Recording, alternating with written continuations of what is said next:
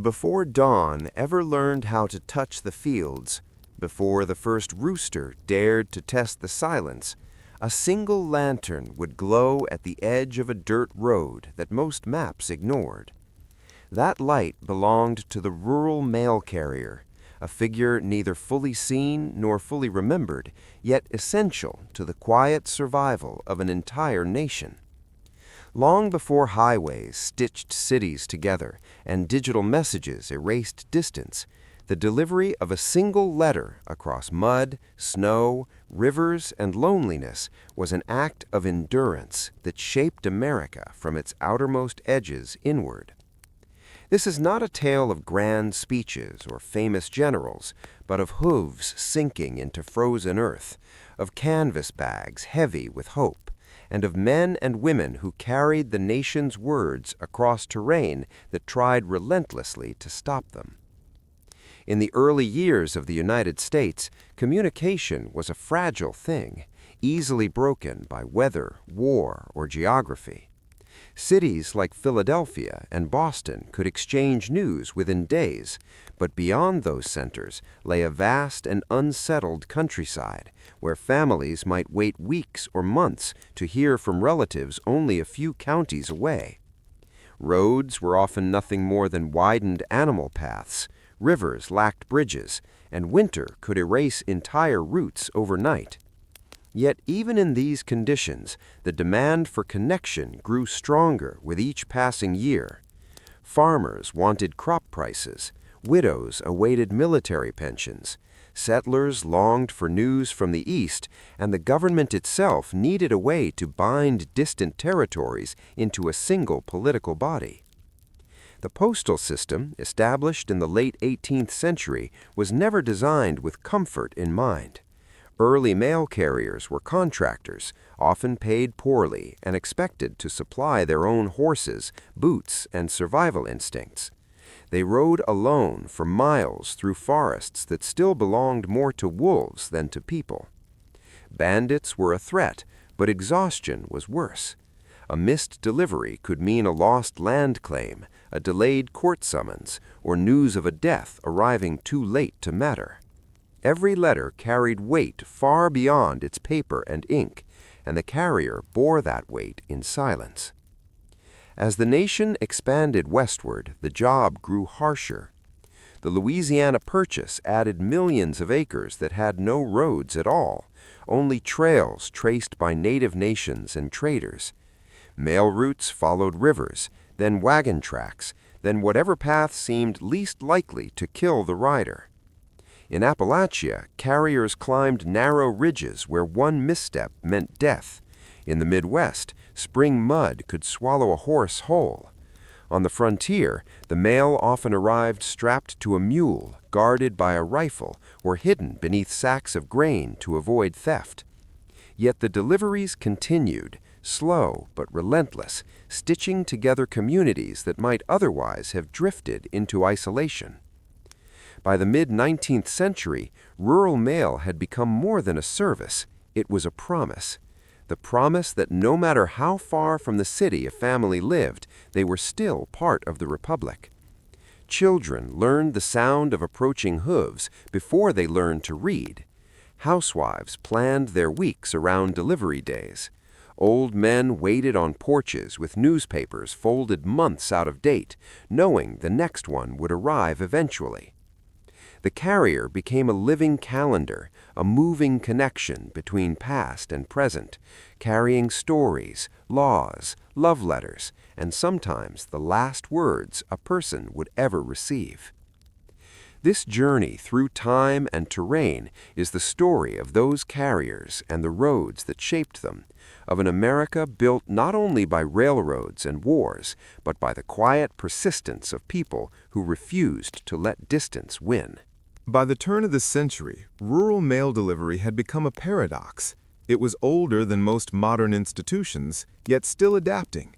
It was increasingly questioned in budgets and policy debates, yet deeply woven into daily life where alternatives were few. The journey through time and terrain had not ended, it had merely changed its pace.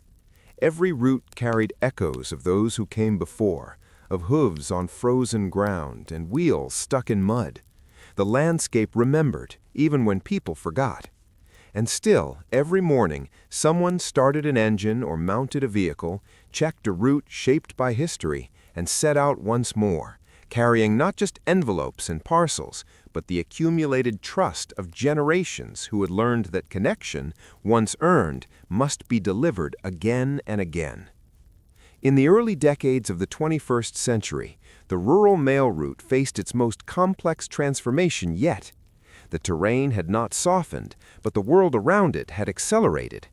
Online commerce flooded mailbags with parcels that once would have traveled by freight alone. A single farmhouse might now receive more deliveries than an entire town had a century earlier. The irony was unmistakable. Digital technology, which many believed would render physical mail obsolete, instead reinforced its necessity in rural America. Where broadband was unreliable or absent, the mail carrier became the final link in a supply chain that spanned continents. Yet this new era carried tension. Routes grew longer as populations thinned, and efficiency became a metric weighed against human presence. GPS systems replaced hand-drawn route knowledge, but they could not account for washed-out roads, seasonal creeks, or the unwritten understanding that one driveway required a slower approach because an old dog slept near the mailbox. Carriers still relied on memory and judgment shaped by years of repetition. Technology assisted, but it did not replace the intimate geography learned mile by mile. Rural carriers also witnessed the changing face of the countryside.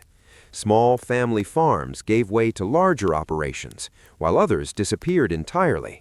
Some mailboxes stood rusted and unused, silent markers of migration towards cities. At the same time, new residents arrived, seeking isolation or affordability, often unprepared for the realities of rural life. The mail carrier became an unofficial guide, answering questions about roads, weather patterns, and local customs. In places where neighbors lived miles apart, the carrier was sometimes the first familiar face a newcomer learned to trust. Policy debates increasingly questioned the cost of maintaining universal service across such vast and sparsely populated regions. Spreadsheets measured miles and minutes, but they could not quantify what would be lost if routes disappeared. In rural America, mail delivery was not merely transactional. It supported civic participation through ballots and legal notices, sustained health care through prescriptions, and preserved social ties through letters that still mattered deeply to older generations. Removing the route would not simply delay mail, it would redraw the boundaries of inclusion. Through wildfires in the West, hurricanes along the Gulf, and blizzards across the plains, rural carriers continued their work under conditions that echoed those faced by their predecessors centuries earlier. Modern vehicles replaced horses, but the risks remained familiar. Detours stretched routes into exhausting marathons, and emergency deliveries blurred the line between official duty and moral responsibility. In disasters, carriers often knew which homes needed checking before authorities arrived, because their routes had taught them who lived alone and who might not evacuate. What endures most powerfully is the rhythm of the route itself. Day after day, season after season, the same paths are traveled with small variations that mirror the passage of time. A new mailbox appears where none stood before. Another is removed quietly, without ceremony. Children who once waved from porches grow up, leave, and are replaced by new faces who repeat the gesture years later. The carrier becomes a witness to lives unfolding in fragments, delivered in envelopes and parcels. In the untold story of rural mail is not one of nostalgia, but of persistence. It is the story of a nation that stretched itself across impossible distances and then committed, again and again, to crossing them. Through time and terrain, through change and resistance, the rural mail route continues its journey, not because it is easy, but because connection, once promised, must be kept. Looking backward from the present, it becomes clear that rural mail was never simply about delivery, but about visibility. To receive mail was to be seen by the state, acknowledged by the economy, and counted as part of the national story. In early censuses and land records, postal routes often determined which settlements survived and which faded. A community without reliable mail access struggled to attract teachers, doctors, or merchants. Over time, roads were improved not for speed alone, because mail demanded passage. In this way, the quiet needs of rural correspondence reshaped physical infrastructure, carving permanence into landscapes once considered temporary. The cultural imprint of rural mail is subtle but deep. Diaries, family Bibles, and preserved letters tell stories that formal histories often overlook. Courtships sustained by weekly letters, business ventures coordinated across counties, political ideas spread through newspapers delivered by hand. These were the fibers that wove rural America into the broader national fabric. The carrier stood at the center of this exchange, often unaware of the long-term significance of what passed through their hands. A folded letter might later become the only surviving record of a family's migration or a community's founding. Rural mail also played a quiet role in democracy itself. Ballots, voter information, and political correspondence reached citizens who might never attend rallies or read city papers. In regions where distance discouraged participation, the mail narrowed the gap between voice and power. Debates about representation, taxation, and rights traveled along these routes long before radio or television could reach isolated homes. The terrain may have been rugged, but ideas moved with remarkable resilience. As environmental awareness grew, rural carriers became inadvertent chroniclers of change. They noticed rivers shifting course, forests thinning, and seasons arriving earlier or later than memory suggested. Routes adjusted gradually, reflecting the slow transformation of the land itself. In farming communities, changes in crop patterns and equipment altered traffic and timing. The carrier adapted continuously, becoming an observer of environmental and economic shifts that unfolded far from academic studies or policy reports. Despite all this, the labor of rural mail remained largely anonymous. Unlike explorers or industrialists, carriers left few monuments. Their legacy is measured instead in continuity. The fact that a letter sent from a remote farmhouse could still arrive, decade after decade, against all odds. This continuity fostered trust, not just in the postal system, but in the idea that distance did not equal abandonment. For rural Americans, that belief mattered profoundly. Today, as conversations turn toward automation and cost reduction, the rural mail route stands as a reminder of choices made long ago. The decision to serve every address, regardless of profitability, was a moral one as much as a logistical one. It asserted that geography should not determine worth. Whether that principle endures will shape the future as surely as muddy roads shaped the past. The journey through time and terrain is still unfinished. Each route carries layers of history beneath its wheels, footsteps echoing where hooves once fell. The untold story of rural mail is not confined to the past. It unfolds daily in quiet persistence, reaffirming a simple truth that built a nation. Connection is not automatic, it must be carried. In many ways, the future of rural mail stands at a crossroads shaped by the very history that sustained it. The forces of consolidation, privatization, and efficiency now press against a system originally designed for equity rather than profit. Yet history suggests that rural mail has always survived by adapting without surrendering its core purpose. From horseback to engine, from handwritten ledgers to digital scanners, the method has changed, but the mission has endured. That mission, to reach every home, remains one of the most ambitious logistical promises any nation has ever made. Rural carriers themselves embody this continuity. Generations within the same family have often worked the same routes, inheriting not just employment, but intimate knowledge of land and people. Stories passed down of grandparents who memorized creeks by sound in fog, or who learned which hills iced first in winter. This accumulated wisdom rarely appears in official records, yet it determines whether mail arrives safely or not. When routes are reassigned or reduced, that knowledge risks being lost, replaced by maps that cannot feel the road beneath them.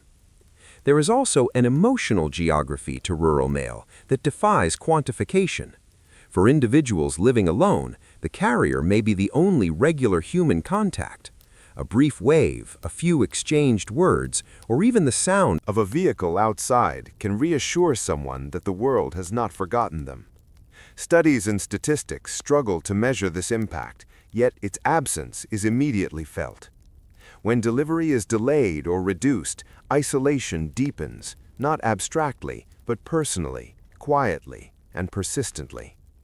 Rural mail has also served as a stabilizing force during moments of national uncertainty. Economic downturns, pandemics, and natural disasters have all tested the resilience of rural communities. In these moments, the continuation of mail service has signaled normalcy amid disruption. Medicines, relief checks, and official guidance have reached places where other services could not. The carrier, moving through altered landscapes and restrictions, became a thread of continuity, connecting past routines to present survival. As environmental challenges intensify, rural routes may again be forced to change. Rising waters, stronger storms, and shifting seasons will redraw familiar paths. Historically, the mail has adapted by rerouting rather than retreating, by finding new ways through rather than accepting exclusion. Whether modern systems retain that flexibility will determine much about rural inclusion in the decades ahead. The terrain will continue to resist, as it always has, but resistance has never been a reason to stop. Ultimately, the untold story of rural mail is a story about commitment. It asks whether a society values connection enough to sustain it, even when it is inconvenient. Across centuries, the answer has often been yes, expressed not through speeches, but through daily action. Each completed route, each delivered letter, reaffirmed that promise. The journey through time and terrain continues, shaped by choices yet to be made. But its foundation remains firm, laid by countless unnamed carriers who proved mile by mile that distance can be crossed and that no road is too remote to matter. If the past teaches anything, it is that rural mail endures not because it is efficient, but because it is essential. Long before policymakers debated budgets and algorithms optimized routes, communities themselves shaped the system through expectation. People planned their lives around delivery days, trusted the mail with their savings, their secrets, and their futures.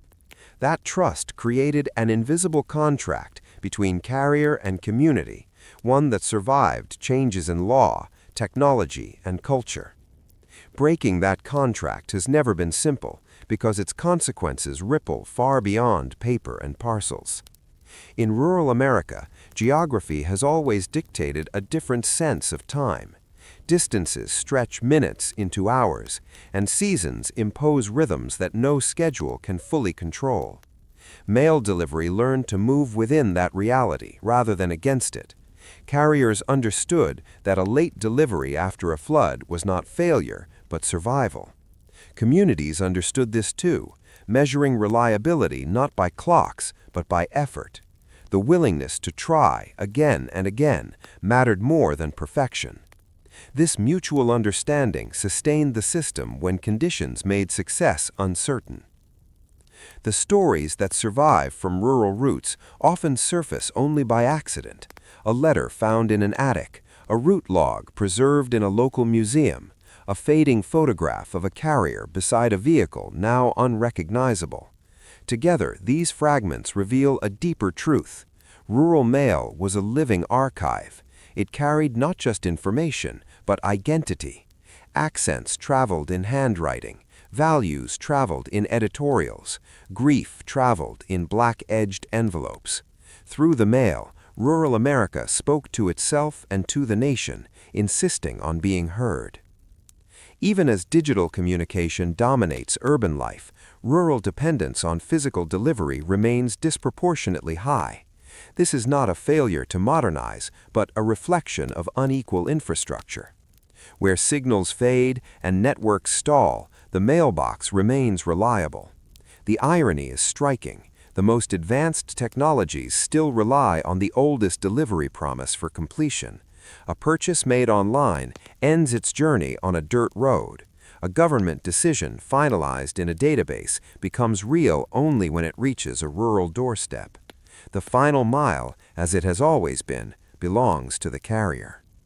There is also a quiet dignity in the routine itself. Repetition, often undervalued, becomes meaningful when it sustains others. Day after day, the same route affirms presence. It tells residents that their address still exists, their name still matters, and their place on the map has not been erased. In regions where depopulation threatens identity, this reassurance carries emotional weight that no policy language can capture.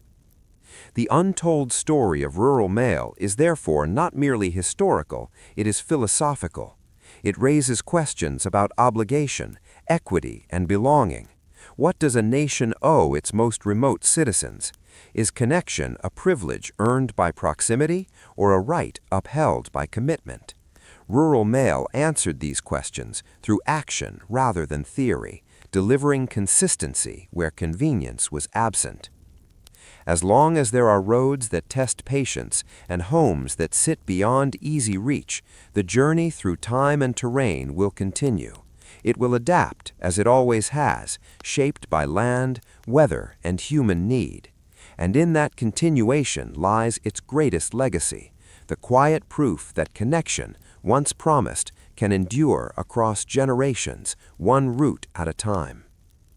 Beyond policy and infrastructure, rural mail has always depended on something more fragile and powerful: habit.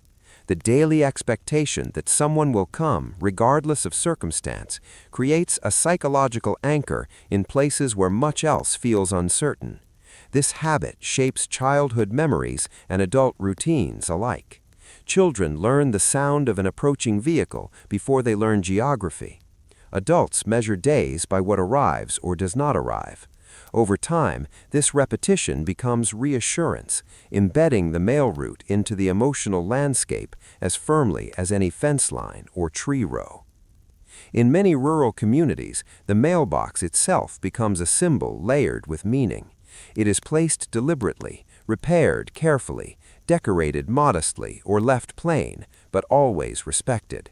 A damaged mailbox after a storm is often fixed before the house itself because its function reaches outward. It announces readiness to receive, a willingness to remain connected.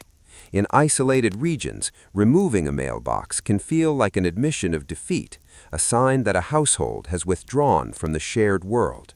The presence of the mailbox, standing alone at the edge of a long road, quietly asserts continuity. Rural mail has also shaped language and storytelling. Phrases like "waiting on the mail" carry emotional weight beyond their literal meaning. Songs, poems, and local anecdotes often feature the carrier as a moment of pause in otherwise labor-filled days. The arrival interrupts fieldwork, household chores, and solitude, offering a brief intersection between private life and the wider world.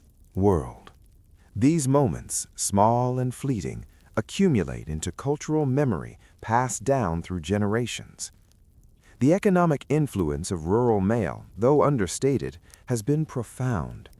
Seed catalogs, farming equipment brochures, and livestock notices allowed rural economies to participate in national markets long before modern logistics. Small businesses relied on mail orders to survive beyond local demand. Crafts, tools, and agricultural products traveled outward along the same routes that carried litters inward. In this exchange, rural regions were not merely recipients, but contributors, shaping commerce through participation rather than proximity. Education, too, benefited quietly from rural delivery. Correspondence courses, textbooks, and academic journals reached students far from formal institutions. For many, the mail was the only gateway to learning beyond primary schooling. A single package could alter a life's trajectory, opening paths previously unimaginable. The carrier, often unaware, became an agent of opportunity, delivering materials that challenged geographic limitations imposed at birth. Despite these impacts, rural mail has rarely been celebrated in national narratives. Its success lay in its reliability, and reliability tends to fade into the background. Only when routes are threatened or delayed does their importance become visible. This invisibility has made rural mail vulnerable to misunderstanding, judged by metrics that overlook social consequence. Yet history repeatedly demonstrates that systems built solely on efficiency fracture when conditions change, while those built on commitment adapt. The journey through time and terrain continues because it must. Each generation reinterprets the promise of connection in its own context, but the underlying need remains constant. Rural mail persists not as an artifact of the past, but as a living practice shaped by endurance. Its story unfolds daily, quietly reaffirming that even at the farthest edges, the thread that binds a nation still holds. At the deepest level, rural mail reveals how a nation defines responsibility beyond convenience. It exposes the difference between serving markets and serving people. From its earliest days, the rural route challenged the assumption that distance should determine access. Each mile added to a route was an argument made in motion, a declaration that citizenship did not end where pavement did. This principle, carried silently across centuries, shaped expectations far beyond the postal system itself. It influenced how schools, utilities, and emergency services eventually extended into the countryside, following paths first justified by the need to deliver a letter. The endurance of rural mail has also revealed how deeply place shapes service. Unlike urban delivery, which can be abstracted into zones and efficiencies, rural routes resist simplification. They pass through land with memory, fields cleared by hand, roads named for families long gone, bridges rebuilt repeatedly in the same vulnerable spots. Each route is a negotiation with geography, history, and weather.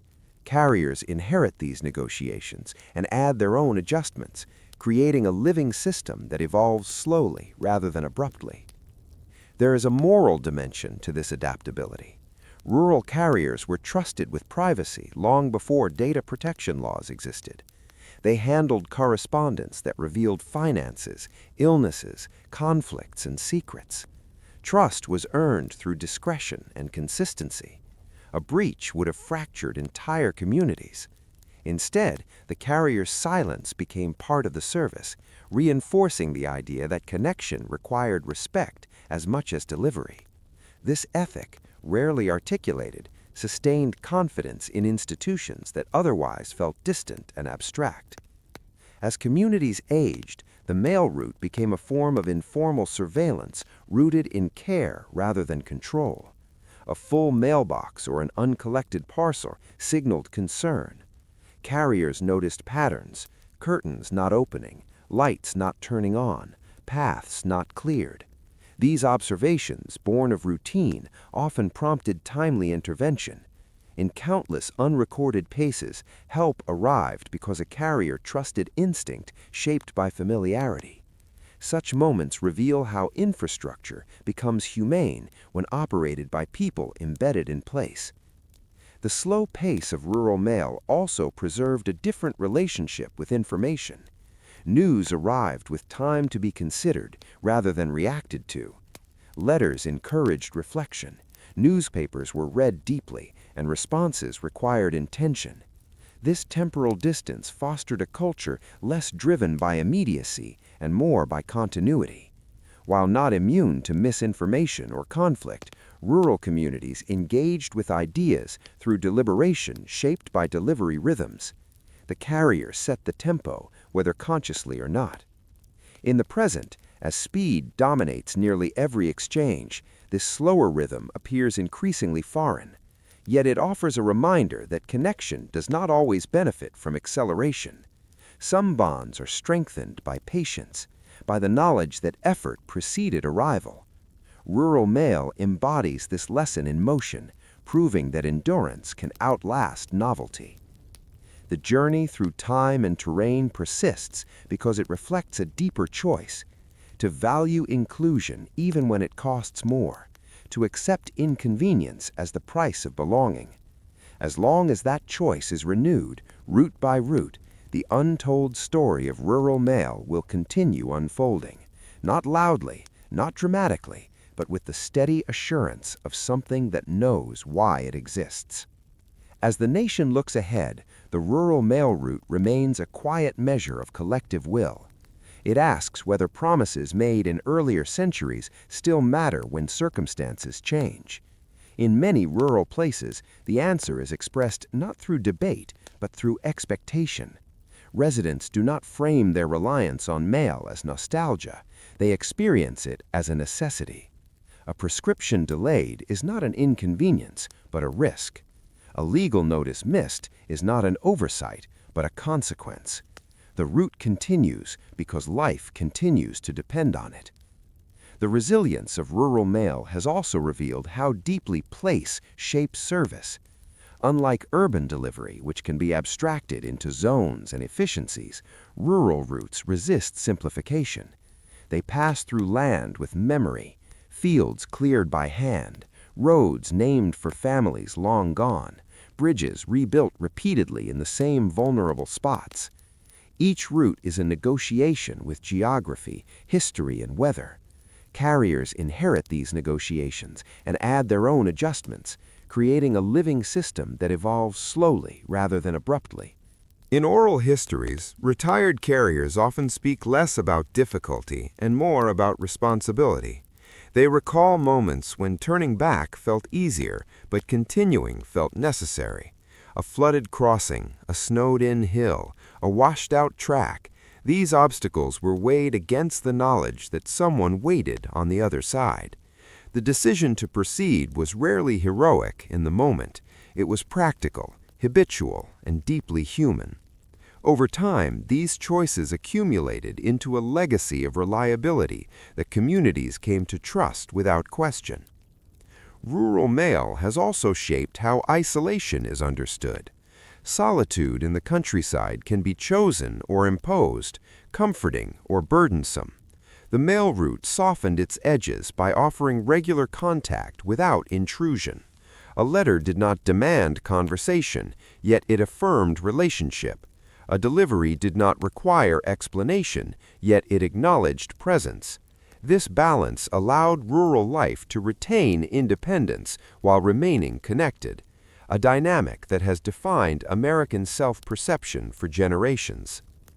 As younger generations inherit rural homes or return seeking space and affordability, they encounter this legacy firsthand. Many arrive accustomed to instant communication, only to discover its limits beyond reliable infrastructure. The mailbox becomes their recalibration point, teaching patience through routine. In this way, rural mail continues to educate, not through instruction, but through experience. It introduces newcomers to a different tempo of belonging, one that unfolds steadily rather than instantly. The environmental future will likely test this system again. Droughts, fires, floods, and storms will redraw maps that carriers have long memorized. History suggests adaptation rather than retreat. Routes may change shape, schedules may bend, but the underlying commitment to attempt delivery has endured across far greater challenges. The land has always pushed back. The response has always been to find another way through. Ultimately, the untold story of rural mail is a story of continuity amid change. It reveals how a nation sustains itself not only through innovation, but through repetition done with care. Each completed route affirms a shared belief that distance should not erase responsibility. Through time and terrain, through hardship and adjustment, the rural mail journey continues, quietly, persistently, carrying forward the promise that connection, once made, will not be abandoned. When viewed across centuries, rural mail appears less like a service and more like a discipline practiced daily against uncertainty. It trained both carriers and communities to expect effort, even when outcomes were unclear. This expectation shaped rural resilience in subtle ways. People learned to prepare for delays, to write clearly and deliberately, to value what arrived because it had traveled far. In turn, carriers learned to read landscapes as living systems, anticipating trouble before it revealed itself. A darkening sky, a softened road edge, a creek running louder than usual. These signs mattered as much as any written instruction. Rural mail also influenced how trust moved through society. In small towns and isolated homesteads, trust was not abstract, it was embodied. A letter handed over unbroken, a package left safely despite distance, reinforced belief in fairness and continuity. This trust extended outward, shaping how rural Americans engaged with institutions that otherwise felt remote.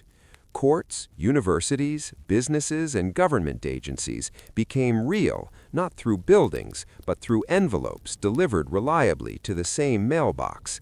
The carrier, unknowingly, translated authority into presence. Throughout history, moments of crisis clarified this role. During health emergencies, outbreaks, and later pandemics, rural mail became a lifeline for information and supplies. Official guidance reached homes where clinics were hours away. Test results, protective equipment, and financial assistance traveled the same familiar routes. The carrier's work, once taken for granted, became visible again, reminding communities that preparedness often depends on ordinary systems maintained quietly over time. There is also a generational aspect to rural mail that is rarely discussed. Children raised on long routes often learned responsibility early, retrieving mail for elders, reading letters aloud, or recognizing the importance of what arrived. These experiences shaped attitudes toward communication and obligation.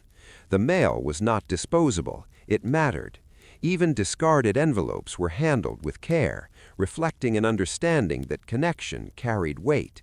Such habits passed down contributed to a culture that valued continuity over immediacy. As economic pressures continued to reshape rural landscapes, the mail route often outlasts other institutions. Schools consolidate, stores close, medical services retreat. Yet the route remains, sometimes the last regular presence tying scattered homes together. This persistence is not accidental. It reflects a foundational belief that access should precede convenience. Rural mail does not ask whether delivery is easy, it asks whether it is necessary. History has repeatedly answered in the affirmative. Looking ahead, the challenge will not be whether rural mail can adapt, it always has, but whether the values that sustained it will be upheld. Efficiency can improve systems, but it cannot replace commitment. Automation may assist routes, but it cannot replicate judgment rooted in familiarity. The future will test whether society continues to recognize the difference. The journey through time and terrain, then, is not merely historical narration. It is an ongoing choice made daily, mile by mile. Each successful delivery reaffirms a long-standing promise that no matter how far from the center one lives, connection will still arrive. In that quiet fulfillment lies the enduring strength of rural mail, a strength built not on speed or spectacle, but on persistence that refuses to let distance decide who belongs. In the end, what rural mail teaches most clearly is how endurance becomes culture. Over generations, the certainty of delivery shaped expectations so deeply that it blended into identity. To live rurally was to accept hardship, but not abandonment. Roads might wash away, storms might isolate, economies might shift, yet the assumption remained that someone would try to reach you. That assumption altered how people understood their place in the nation. They were not peripheral. They were connected by design, not accident. Cleared when possible, the relationship was reciprocal. Carriers met effort with effort, improvisation with patience. This mutual responsibility distinguished rural mail from purely commercial exchange. It was not simply a service rendered, but a relationship sustained through a shared understanding of difficulty. Each side recognized the other's constraints, and within that recognition, trust grew. Rural mail's influence can be traced even in moments of silence. When letters stopped arriving from distant relatives, families understood absence long before official confirmation. When newspapers arrived late, or not at all, communities sensed disruption beyond their borders. The flow of mail functioned as a pulse, its irregularities signaling broader change. In this way, rural mail acted as an early warning system, quietly reflecting national conditions through local experience. The landscape itself bears witness to this history. Old post roads, no longer marked, still guide modern routes. Abandoned mailboxes lean beside newer ones, reminders of continuity and loss intertwined. Bridges, reinforced repeatedly over decades, reveal where delivery refused to surrender to geography. Even place names, Post Road, Mail Creek, Carrier Hill, encode memory into maps. These traces remind us that infrastructure is not only built, it is remembered.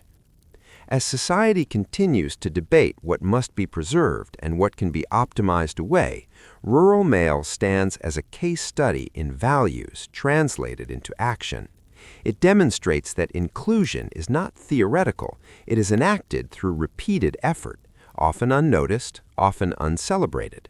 The true cost of abandonment is not saved money, but eroded trust, a loss far harder to repair than roads or budgets.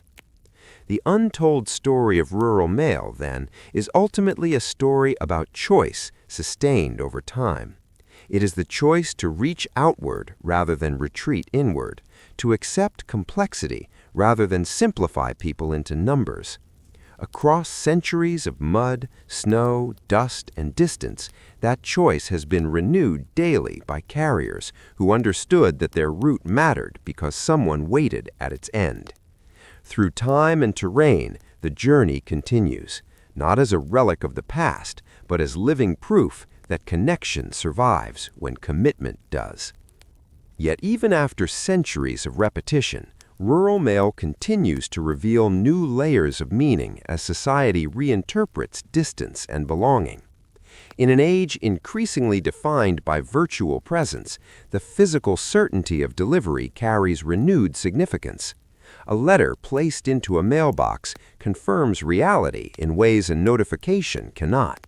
It occupies space, requires handling, and arrives only through deliberate effort. For rural communities, this tangibility reinforces a sense of groundedness, often missing from abstract digital exchange. The mail reminds recipients that connection is not merely transmitted, it is transported. Rural carriers themselves often describe a shift in how they perceive their work over time. What begins as a route defined by miles gradually becomes a map of relationships. A turn in the road recalls a family celebration. A long driveway signals recent loss. A repaired mailbox marks resilience after disaster. These associations accumulate silently, transforming geography into narrative. The carrier becomes a keeper of collective memory, aware of changes that may never be recorded elsewhere. When a house stands empty, the absence is felt not as data, but as an interruption. This continuity between land, people, and movement has allowed rural mail to outlast trends that promised replacement. Telegraphs, telephones, fax machines, and the Internet were each predicted to end the need for physical delivery. Instead, they layered new demands atop old ones. Documents still require signatures, objects still require transport, care still requires presence. Rural mail absorbed each change, expanding its function without discarding its foundation. The final mile remained indispensable because it resolved abstraction into reality. There is also an ethical clarity embedded in this endurance. Rural mail does not ask who is important enough to receive service. It asks only where service is needed. This universality distinguishes it from many modern systems calibrated towards profitability or convenience. In serving the most remote addresses, the system affirms a principle that scale alone cannot justify exclusion. That principle, while costly, has proven stabilizing. It reassures citizens that participation does not depend on density, wealth, or visibility.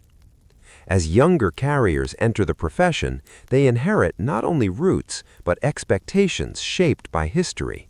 They learn quickly that maps are incomplete and that efficiency must coexist with empathy.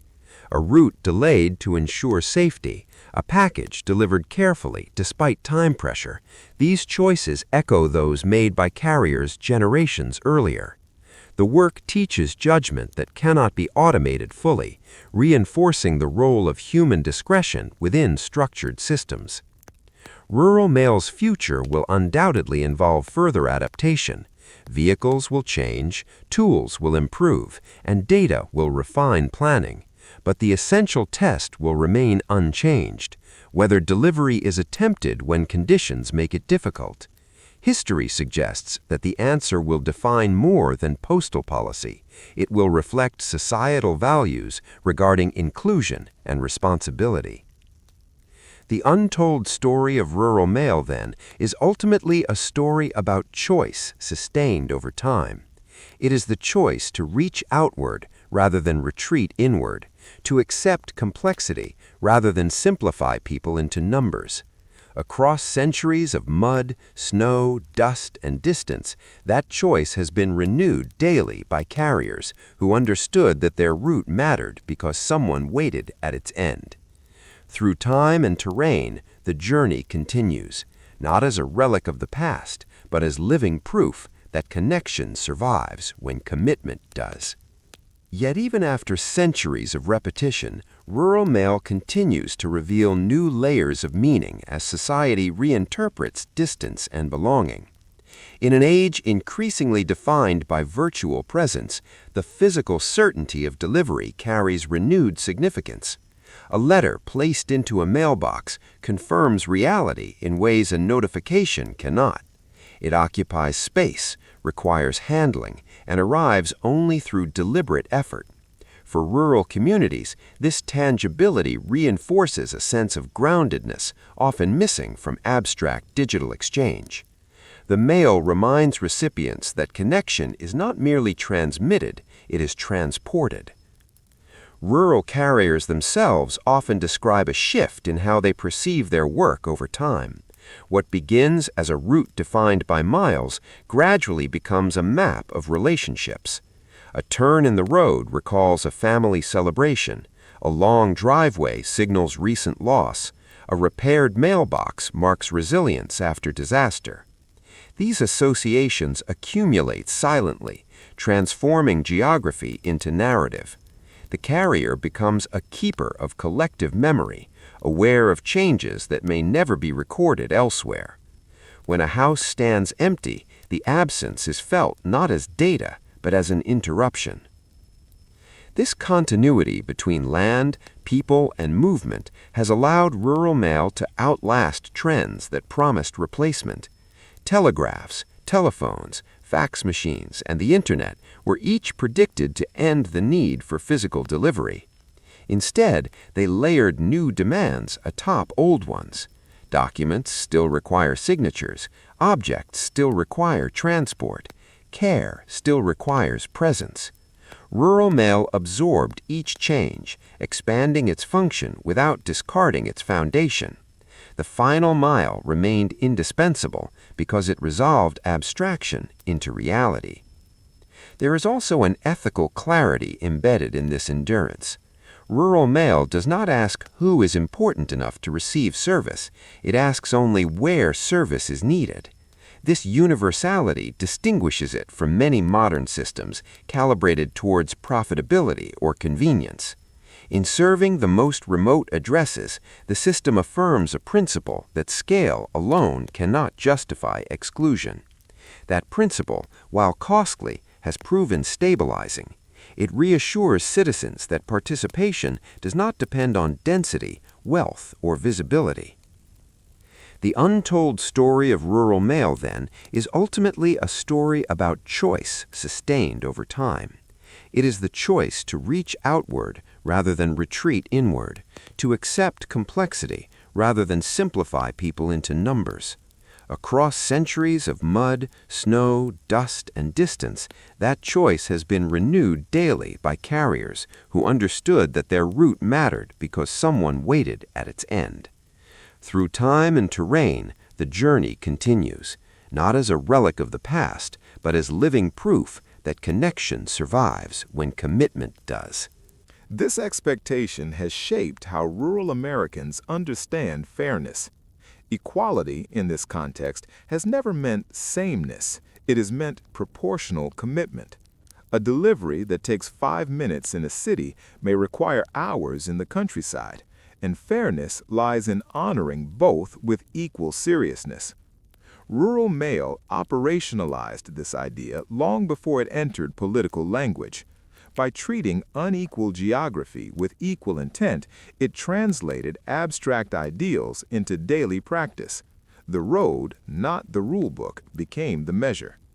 Rural mail also reveals how systems acquire moral authority over time.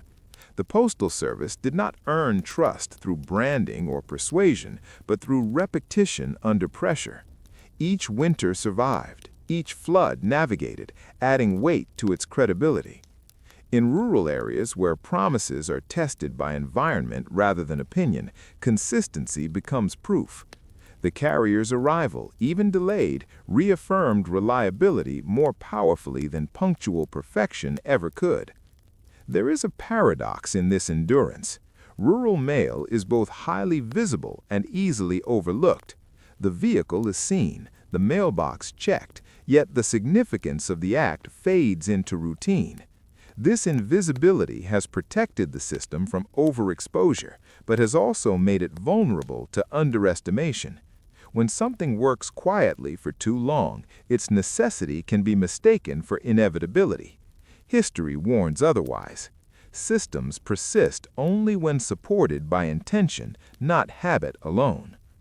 In many rural places, the mail route has become one of the last shared experiences. As work becomes individualized and social spaces disperse, the moment of delivery remains communal in its implications. Everyone waits, even if separately. Everyone depends, even if quietly. This shared dependence reinforces a subtle sense of collective life, reminding residents that they are part of something larger than their own property lines. The psychological impact of this should not be underestimated. Knowing that the connection will arrive reduces the weight of isolation. It allows rural life to be chosen rather than endured. The certainty of mail does not eliminate hardship, but it frames it within continuity. You may be far away, but you are not cut off.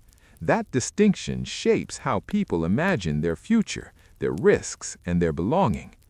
As history moves forward, the rural mail story remains unfinished, not because it lacks a conclusion, but because its purpose renews itself. Each generation reasserts the same quiet demand that distance should not decide destiny. The route answers by moving, again and again, through terrain that resists ease. In that motion lies its meaning. Through time and terrain, rural mail continues not as a symbol frozen in the past, but as an active expression of commitment. Its story advances one delivery at a time, reminding the nation that connection is sustained not by innovation alone, but by persistence willing to meet the road wherever it leads. Over time, this persistence has shaped a uniquely rural understanding of progress. Advancement was never measured solely by speed or volume, but by reliability under strain. A new vehicle mattered less than whether it could climb the same hill in winter.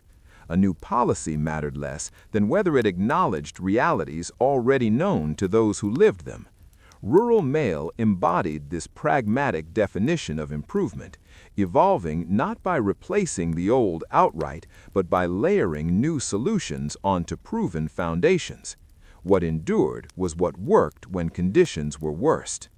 This approach fostered a quiet skepticism toward promises untethered from place. Rural communities learned to trust what arrived, not what was announced. A letter delivered meant more than a headline read secondhand.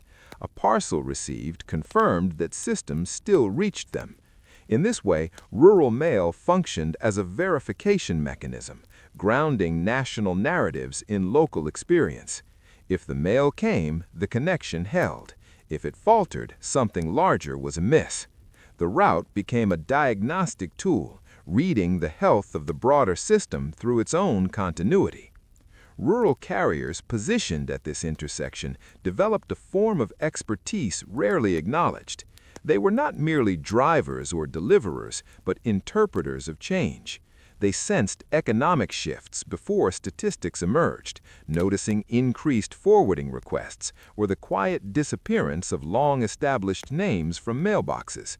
They recognized demographic changes in the arrival of unfamiliar surnames or the rise of packages replacing letters.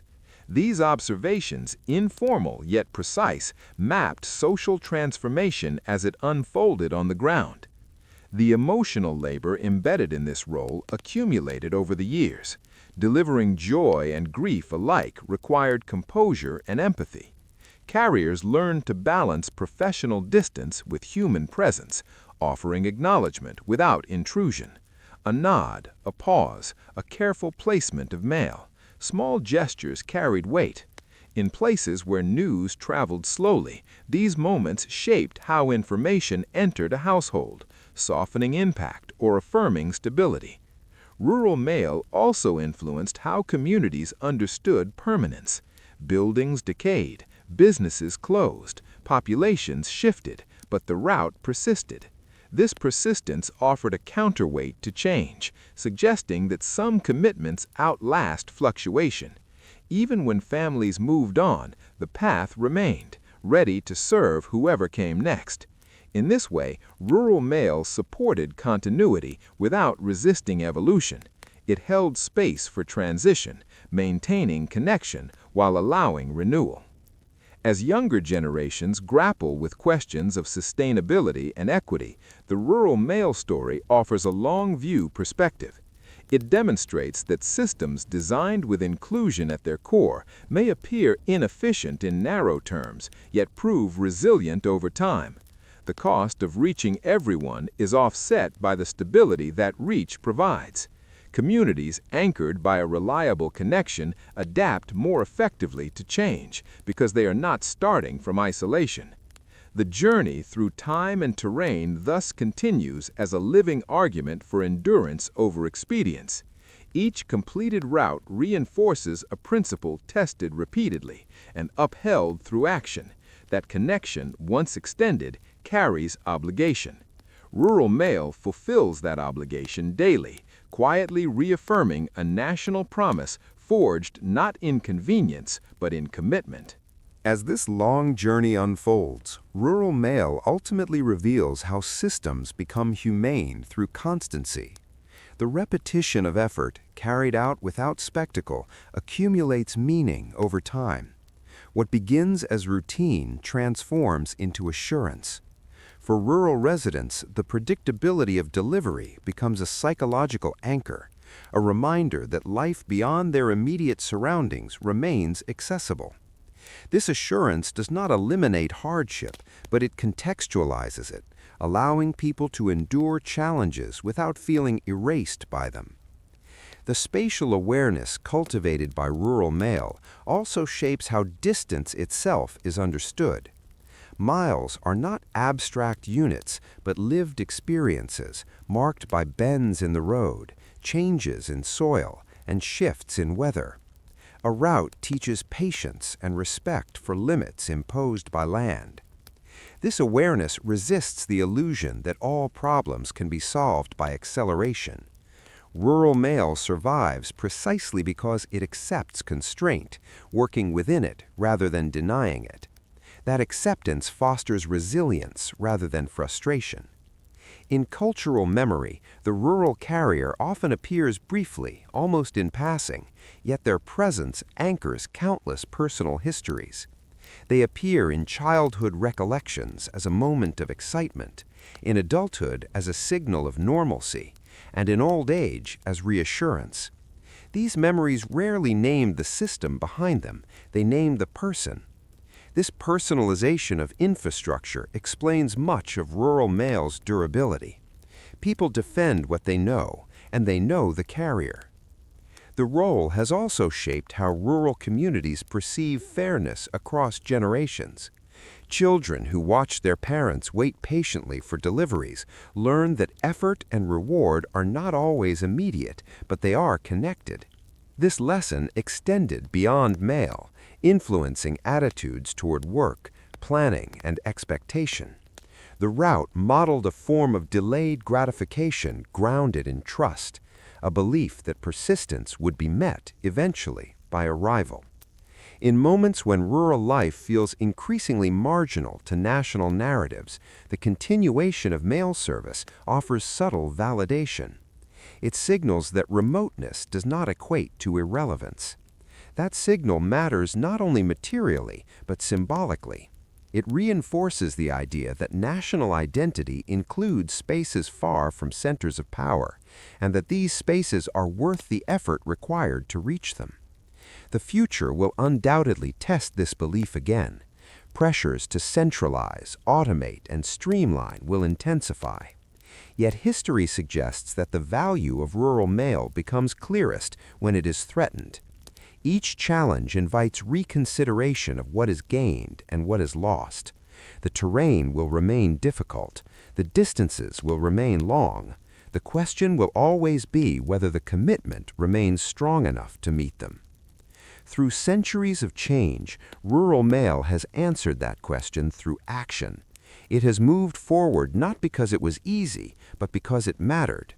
Its untold story is written not in grand events, but in accumulated miles traveled under obligation freely accepted.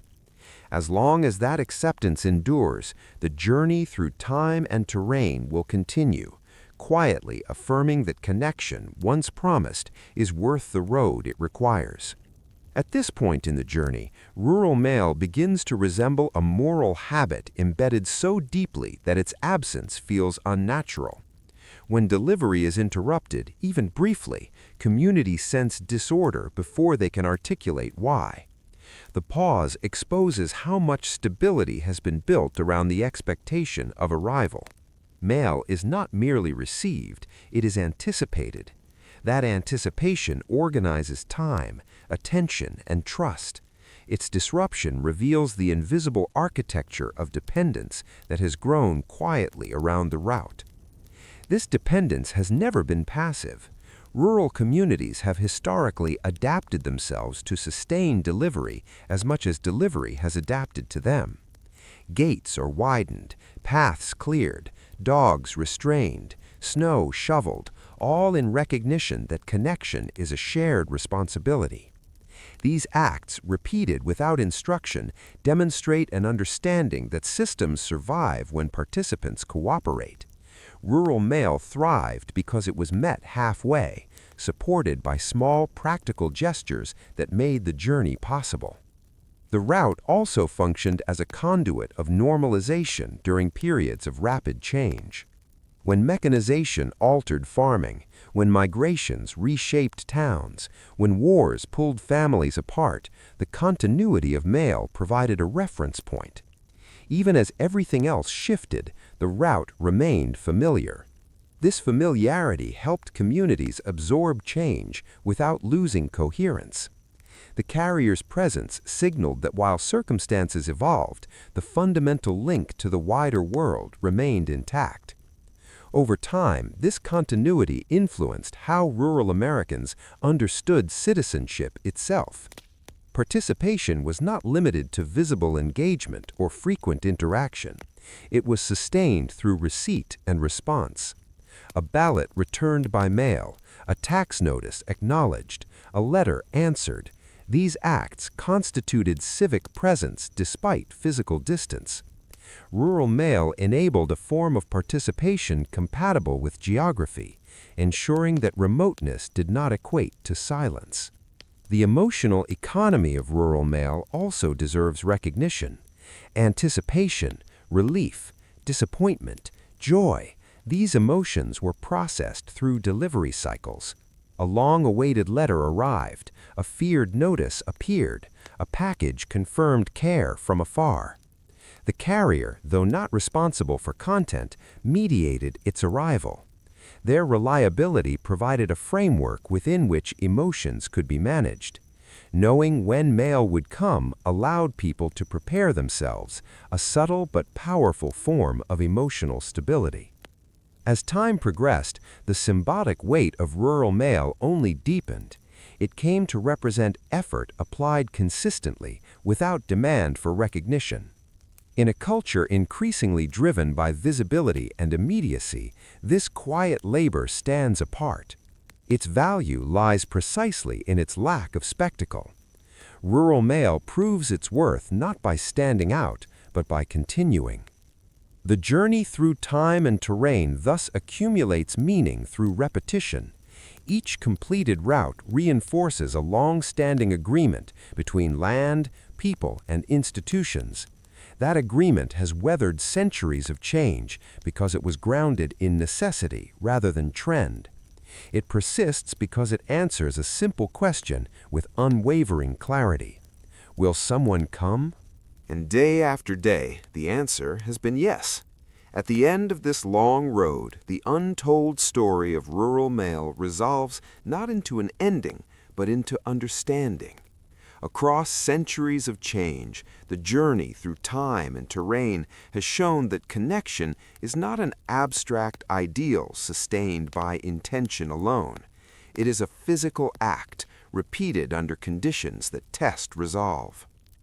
The rural mail route endured because it translated belief into movement, promise into miles traveled, and citizenship into presence at the edge of a long road. What began as a fragile experiment in communication became a defining practice of inclusion. From lantern-lit paths before dawn to engines starting in modern darkness, carriers answered the same quiet call. Someone is waiting. That waiting gave meaning to the effort. Letters carried more than words. They carried proof that distance had not won. Parcels delivered more than goods. They delivered assurance. Even silence, when the mailbox was empty, gained significance because it occurred within a trusted rhythm. The land pushed back at every stage. Mud, snow, heat, flood, and fire all tried to slow or stop the route. Technology changed the tools, but never the challenge. What overcame resistance was not speed or innovation alone, but commitment sustained long enough to become culture. Communities learned to expect effort. Carriers learned to offer it. Between them formed a relationship built on mutual recognition of difficulty, a rare balance between system and humanity. As the nation transformed, rural mail quietly carried its contradictions. It delivered progress alongside loss, opportunity alongside grief. It witnessed migrations and returns, growth and decline. Routes adjusted, but the principle held. To serve everyone meant accepting uneven ground. To include the remote meant absorbing cost without applause. These choices, renewed daily, shaped a version of national identity grounded not in convenience, but in responsibility. In a world increasingly measured by efficiency, the rural mail story offers a different metric: durability. What lasts is not always what is fastest, but what remains when conditions worsen. The mailbox at the end of a dirt road still stands because it answers a human need older than infrastructure, the need to be reached. As long as that need exists, the journey retains its purpose. So the story closes where it began, not with ceremony, but with motion. A route traced again, a delivery was attempted, a promise kept. Through time and terrain, rural mail proved that connection is not guaranteed by proximity or profit, but by persistence. And in that persistence lies its quiet triumph, the knowledge that no matter how far one lives from the center, the road still leads there, and someone will come.